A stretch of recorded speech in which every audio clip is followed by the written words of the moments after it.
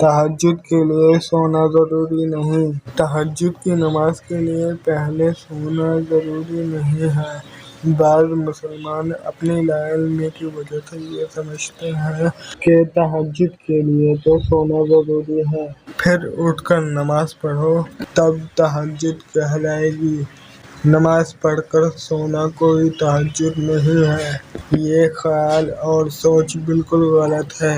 تہجد کی نماز کے لیے بس وقت تہجد ضروری ہے، سونا کوئی ضروری نہیں۔ کوئی ساری رات نہ سوئے تب بھی تہجد پڑھ سکتا ہے۔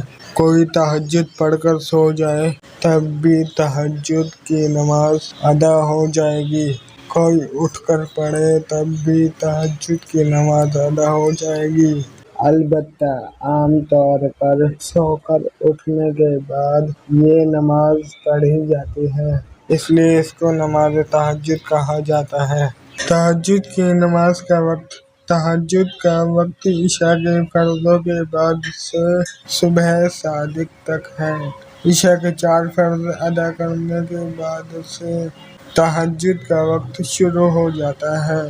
جیسے عشاء کا وقت مغرب کا وقت ختم ہونے کے بعد شروع ہوتا ہے اور صبح صادق تک رہتا ہے۔ اب کوئی سوئے یا نہ سوئے، ساری رات عشاء کا وقت رہتا ہے۔